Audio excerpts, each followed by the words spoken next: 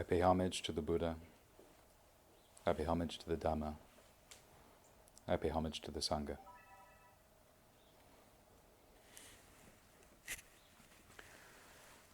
Good morning, everybody. Hope everyone's doing well. I hope no one's too sick of pumpkin spice yet. Seems like they're putting that stuff in everything. Who knew that cinnamon, cloves, and nutmeg could be so exciting? I think it's in Spam now. It's everywhere. Mostly lattes, from what I hear. But hopefully no one's sick of it yet, because it's not even November yet. Ooh, we got so much more pumpkin ahead of us. So today's topic came about during a discussion I had at University of the West. For those of you who don't know, I'm working on my Master of Divinity to be a Buddhist chaplain. So I'm working alongside a lot of other Buddhist ministers, monks, nuns, Dharma teachers, all learning how to be chaplains out in the world, doing good stuff with the Dharma and hopefully alleviating suffering. Which is exactly what we were talking about. How do you alleviate suffering? You know, one person was talking about feeling guilty, that this student was at the university where there's all these peaceful people sitting around, meditating, having a good time, sharing camaraderie around the Dharma, and then they watch the news. Oh, big mistake, number one right there, watching the news. But she watched the news, and she saw all this stuff happening in the world, all these things out there causing suffering, all these people in pain. And then, not only what do you do, but how do you alleviate this guilt of having this good, peaceful life practicing the Dharma? Someone else also was talking about, how is it that you even help in the first place? How do you connect to another person, say anything, do anything that helps them, changes them, transforms them? It seems as if you can't. And another person spoke about this one sutta in the Pali Nikāyas, the Pali Canon, the story of an acrobat with his assistant. And the acrobat and the assistant have this back and forth, this exchange that seems to be saying, if you read it kind of very casually, that the Buddha is agreeing with the view that you only take care of yourself, you don't take care of others. And then so that seems to, all together in this conversation, move around this question, move around this theme. Ultimately, is Buddhism selfish? Now, to ease the attention right away, I'll say it's not, right? It's not selfish. But are there selfish Buddhists? Yes, right? Of course. That's why we practice. A lot of selfishness going around. And also a lot of misunderstanding about what the path ultimately is about. I would say just in mainstream society, this view that really, ultimately, what we're doing is sitting around, navel-gazing, watching the breath, not really getting around to anything all that important or useful, even to ourselves, let alone anybody else. And it's popular as a theme enough that you have people meditating as sort of a self-improvement thing they do that's cut out of their day but not a part of their lives. This 20 minutes they do before they head off to work, where they steal pencils and pens from the office and make inappropriate comments about their coworker, right? And then it's just this thing they do again in the evening, right before they turn on Netflix and fall asleep in front of the TV. And it's not something integrated into their lives. And it's not something understood, this practice that we do. So at the very beginning, what I'm going to do is I'll tell you this story in the suttas, what the acrobat is really about, and how we might misunderstand this teaching if we only read, quite honestly, just the first part. So the sutta that I'm talking about, it's the acrobat. It's the Sedaka Sutta out of the, I think it's the Samyutta Nikāya, if you're interested. And this sutta starts out with the Buddha having visited some people who live in this town of Sedaka. And Sedaka is kind of an interesting name because I think directly translated from the Pali, Sedaka means like sweating or like working or toiling. So it has this kind of word that plays into an acrobat, what an acrobat does. A lot of sweating, a lot of moving, a lot of effort. And so he's sitting there and with these students in this town that means sweat. And he goes, I'm going to tell you guys a story about an acrobat. This acrobat and his assistant. Medakathālikā, I can't remember the actual Pali word right now, but it's okay because I'll go ahead and just use the English because it's funnier. This Pali word means frying pan. I don't know why the assistant's name is frying pan in this story, but that's her name. So rather than use this beautiful Pali word that I already botched, but even if I hadn't, you'd have been, wow, what a beautiful word. I hope if one day I ever have a Dharma name, that's my name. Okay, frying pan it is. But that's how the story goes. The Buddha starts out with this acrobat and the assistant frying pan. And what I like about this is that we often forget that there's actually a lot of humor in the suttas. A lot of funny jokes that the Buddha himself tells. Remember, this is the Buddha speaking. He's creating a story in the moment. Let me tell you about this acrobat and his assistant frying pan in this town of sweat. And so he goes on with this story. So the acrobat is the kind that uses this, it's a bamboo pole. And so the way they often do their routine is they climb up the bamboo pole, do all these really cool tricks at the top of the bamboo pole, and it's very impressive, requires a lot of skill. So the acrobat is getting his bamboo pole set up, and it's ready to go, and he's climbing up, and he says to his assistant, "Hey, frying pan, please come here and climb on top of my shoulders." And frying pan says, "Yes, of course." And so, the acrobat gets up onto the top of the bamboo pole, and then the acrobat climbs. His assistant frying pan climbs up on top of the shoulders, and then the acrobat says, "Okay, so this is how it's going to go. You're going to watch out after me, and I'm going to watch out after you. And in this way, we'll both be protected, we'll both be safe, we'll both be guarded, and then we can do our routine, come down the pole, and get our payment, and everything will be fine." And the assistant frying pan says, "That's not going to work. Here's how it's going to go. I'll watch after myself, you watch after yourself. That way we'll both be guarded, protected. Then we'll get down the pole after our tricks and get paid. That's how it's going to work out." And then the Buddha says, out of the two of them, frying pan's the one that's right. And then people read that and go, no way. Is that what the Buddha is saying? Now, he goes on to continue in this sutta, and you realize that's not what he's talking about. But we also see evidence for why the Buddha would say that frying pan is correct in the first place. In other Nikayas, I think specifically in the Anguttara Nikāya, the Buddha talks about 4 kinds of people, 4 kinds of practitioners, those walking the path. At the very lowest, you have those that do not practice for themselves or others. Above that, you have those that practice for others but not themselves. Interesting. Above that, you have those who practice for themselves but not others. And then the highest form is one who practices for themselves and others. That is the very highest. So in the scheme of things for the Buddha, frying pan is actually the more skillful for focusing on herself, whereas the acrobat is less skillful by only focusing on others and not himself. The reason for this is quite clear, and the Buddha even shows other examples in other Nikayas about how this would work. He even uses the 5 precepts as an example, right? The lowest person doesn't follow the precepts and doesn't care if others are either. They're just living whatever life they're living. You have another person who really cares if others are living the precepts, but not living them themselves, not following them themselves, not avoiding killing, stealing, lying, sexual misconduct, intoxication, all of that, right?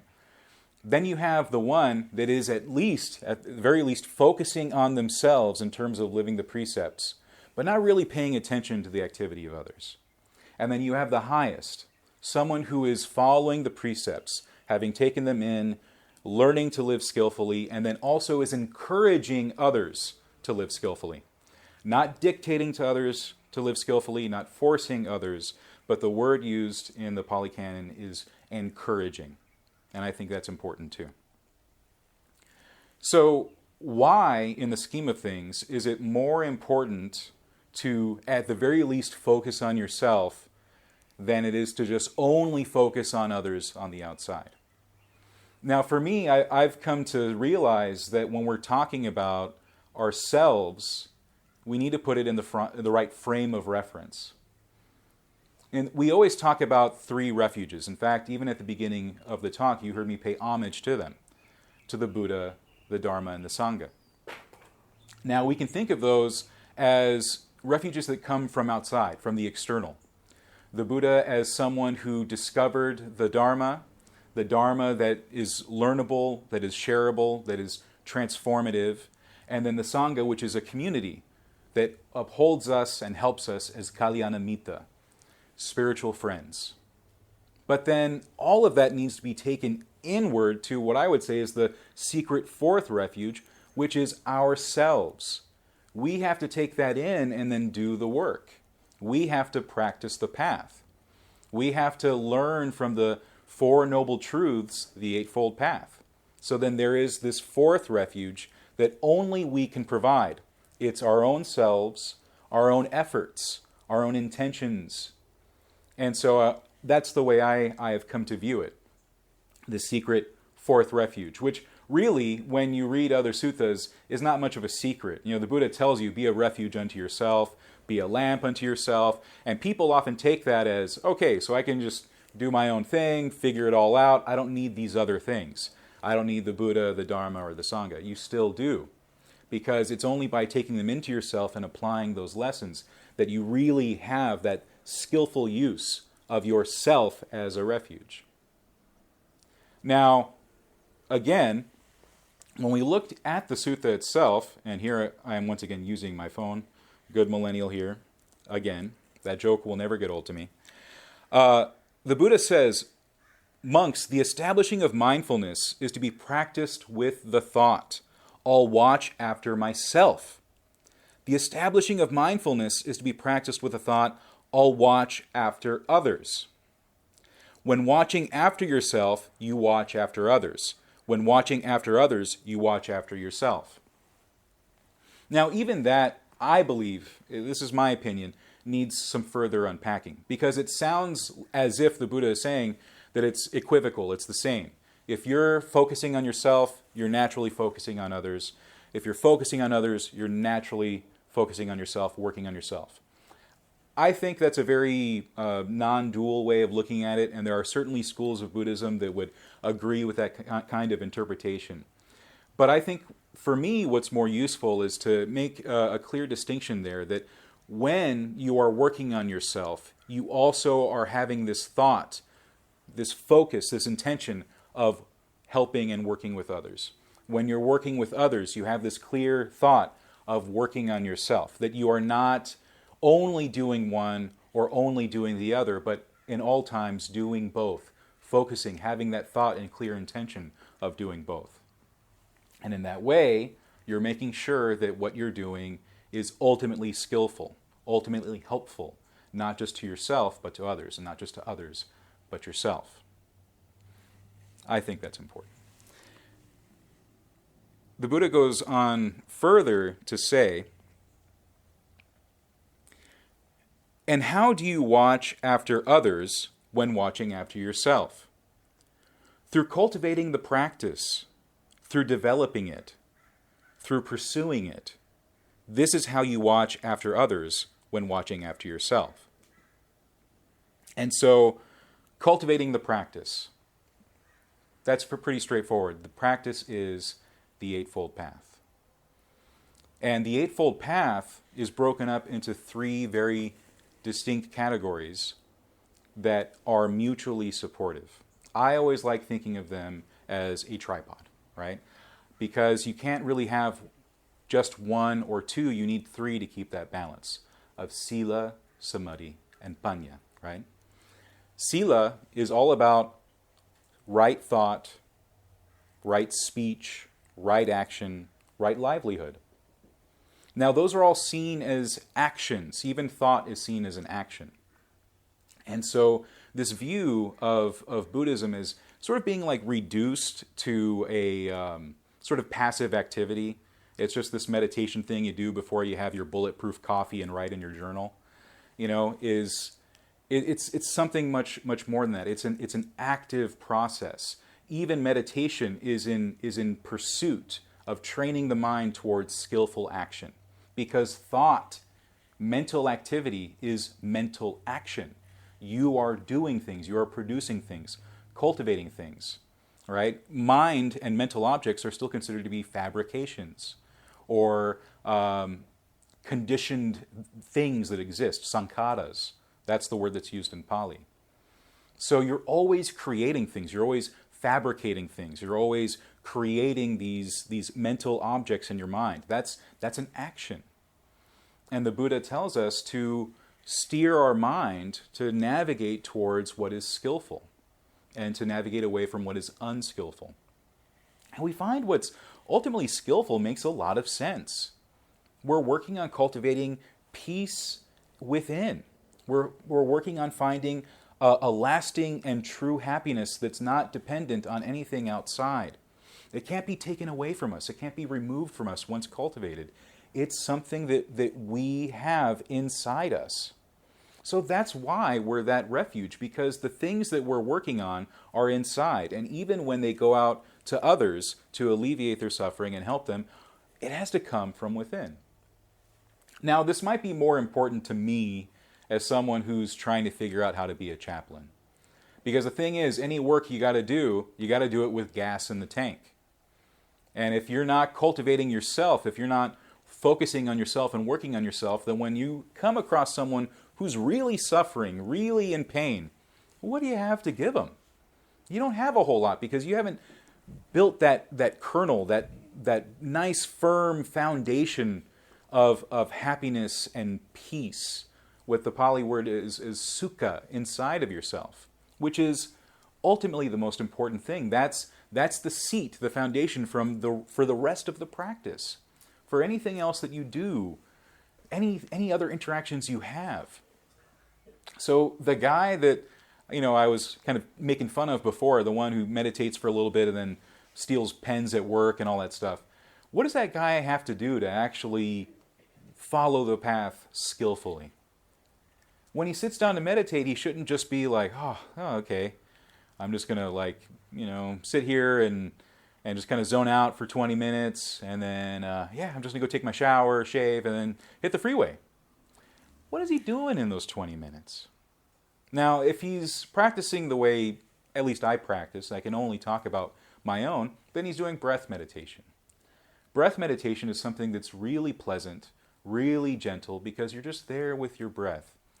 And you follow the breath, and it's very relaxing. It goes in, and it goes out. And you can let that peace grow in you, spread through you, spread throughout the whole body. And then you can go, so this is what peace feels like. This is what happiness feels like. And carry that in you, this feeling of peace. And if you can hold on to it throughout the day, guard it and protect it, you find that you have enough patience to deal with the people on the freeway. You feel as though you have a nice spot to relax in, so that maybe you're mindful enough to not take that pen. You actually put it back down, like, oh, that's not mine. I'll leave that there. You have a secure place in yourself so that you have enough energy, really, to look at your speech and go, I shouldn't make that comment about so-and-so. So that foundation within is something that spreads outward to others. We find this, of course, in other parts of the suttas when the Buddha is talking about the Brahma Viharas, right? All the levels of kindness and generosity that we can muster, all the way to equanimity, And even all of that is something that starts from within and goes outward. The Buddha encourages us to start with ourselves, to come to a place of kindness and compassion for ourselves. And if we can do that, we can spread that outward in the 6 directions, to the north, south, east, west, above, below, and we can do that. But it always has to come back. Now, the Buddha continues, the establishing of mindfulness is to be practiced with the thought, I'll watch after myself. The establishing of mindfulness is to be practiced with the thought, I'll watch after others. When watching after yourself, you watch after others. When watching after others, you watch after yourself. And how do you watch after yourself when watching after others? Through endurance, through harmlessness, through a mind of goodwill, and through sympathy. This is how you watch after yourself when watching after others. One of the things that I find really helpful when I'm observing my actions, these are mental and physical, is harmlessness. The Buddha talked about this, and I even used this as my talk on Father's Day this year. Rahula's first lesson was all about skillful speech. And the Buddha didn't just say, like, hey, don't tell lies. He told Rahula to really think about how he was using his speech. Think about it not only in terms of the past, but of the future and of the present. And to think about, okay, when I'm doing something, when I'm saying something, how is it affecting myself, my own sense of peace, my own sense of happiness? And how is it affecting others and their peace and their happiness? And that's it. And when I brought this up with my fellow students, this idea of like, well, maybe just this, they still brought it back to this kind of philosophical bent. Yes, but what is helpful? What is helpful? And the thing is, we don't really know what helpful is. There's no criteria, this perfect example of what's helpful. We simply have our intentions. Can we make our intentions skillful? And what does that even mean, skillful? Can we have the intention to not harm ourselves and to not harm others? And if we can practice with that intention, that's enough for now in this present moment. To just keep looking for that intention, to keep having that intention, to let that intention guide your thoughts, your words, and actions. Will you be perfect? No. Are you every time for sure going to help yourself? No. For sure going to help others? No. But you're cultivating something. You're cultivating it, which means that each time you do it, you get a little better at it. Each time you do it, you get a little more skillful at it, hopefully. You at least have something to learn from, something to base future actions on, which is what was in that lesson. Looking at the past, you can see what worked and what didn't, what you could have done differently, and then you can course correct. Which, for me, is a very gentle way of pursuing this. A lot of people, they get so caught up with what's happening in the world that they feel that there must be immediate action, immediate change. They say, look at you, sitting on that cushion doing nothing. Get up and go do something.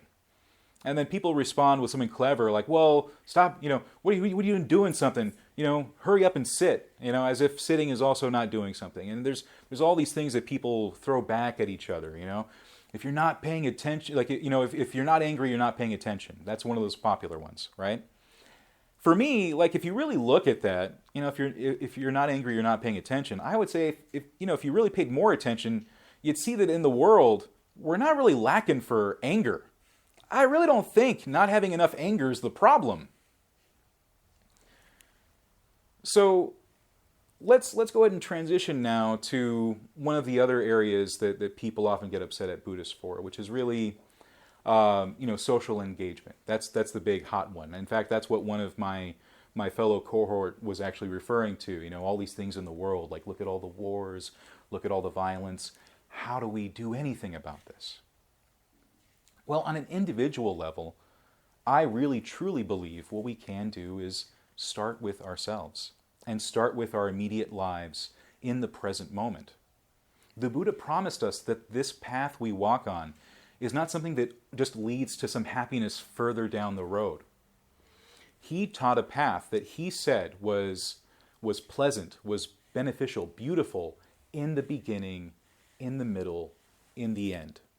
And what that means is that if you apply the teachings in the present moment, if you apply them diligently, if you apply them skillfully, then there should be a little bit of alleviation of suffering even right then and there. Something that builds the foundation for even more in the future and more in the future. And if you have that for yourself, you can do that for others by being kind, by being generous, by being truthful. You know, we want to change the world, but look how hard it is to change ourselves. We have to make sure that even as we get caught up in the activities of the world, all the things happening out there, that we don't forget about ourselves. I really do think that that's why for the Buddha, the real important lesson, the highest form of practice, is the kind that you not only do for yourself, but others. Not only for others, but for yourself. You know, these days, one of the big things you find on social media, Instagram, Twitter, is self-care, right? Everyone's stressed out at work.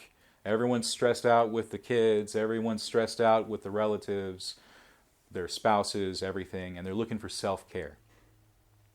And people are real quick to jump on that self-care.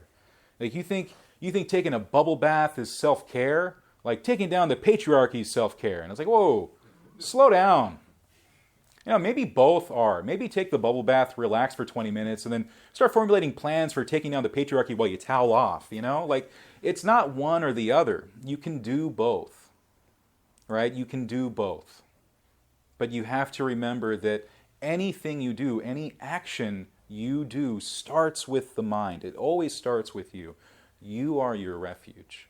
You have to make sure that you are guarding and protecting yourself and the path you walk on. The things you're trying to cultivate, you have to protect those things because they are precious. They are treasures. We talk about the refuges of the Buddha, the Dharma, and Sangha as jewels, as treasures. But this kind of sort of open secret fourth one of yourself, that's also a treasure. That's something that needs to be respected and cultivated, seen as something useful. This is how you walk the path, in this mind and body that you possess. So I think that's what the Buddha was getting at, wrapped up in this funny story about frying pan, you know, that we have to make sure that we're guarding ourselves. I've found that helpful, you know, because quite honestly, you know, if you don't have that, you don't have a whole lot to give anyway. I mean, if you're chaos on the inside, you're not going to do anything about the chaos outside. You're not really going to be all that skillful. So even if you try to help, you might not be all that helpful. You got to cool down the chaos in here. And that doesn't mean you got to wait until you're perfected to do anything with what's going on outside. In fact, working on this inside part involves a lot of activity that involves the outside. That's a part of interconnectedness. You know, that part also matters. We can have the intention for both. You know, when thinking about this, I was reminded of something I tried to do years ago. You know, I was caught up. I had this fervor for wanting to change the world, you know, and I was sick of how things were. And, you know, I had all the passion and energy of someone in his early 20s. And, man, how fleeting is that? But back then, I was real fired up. And Earth Day was coming up. And so a friend of mine and I, we decided we're going to do something big. We're going to invite all of our friends and all of our family to do this big Earth Day cleanup at one of our favorite nature parks. You can go hiking, there's a waterfall, and we'll pick up trash. We'll buy gloves and have bags and everything is ready to go, and we'll have a big fun day, right? Another friend of mine decided to throw an Earth Day party. Guess which one everybody went to? So everyone else was partying on Earth Day, praying about how they hope the earth gets better. And my friend and I were alone hiking up a trail, picking up trash. Right? I'm sure both groups had a good time. I'm not really sure which one was really doing something concrete. Maybe, you know, the ones partying really planted some good seeds for future efforts, and we just got tired and went to dinner after we picked up trash and forgot about the event. So who knows? But there is this tendency, I think, to not find balance and to be upset when things don't work out, when you don't change the world. Here I was putting all this energy into Earth Day. I'm going to save the world. Let's pick up some trash. And I end up being the only guy doing it, right? Aside from my friend, the two of us. But that trash we picked up, just the two of us, was still trash that was picked up. It's not there anymore, right? Probably in some landfill or something, so still somewhere, but not there where the pretty waterfall is, but it was at least something. It was good intentioned. It wasn't perfect, but it was something for me to base my future actions on. And I even came to a point where I wasn't even all that upset at the people who went to the party. Because at least they went to an Earth Day party. It might not have been concrete actions like me. I felt so superior picking up trash. But, they could have been doing something else on Earth Day. They could have completely forgotten about Earth Day. They could have been watching TV instead.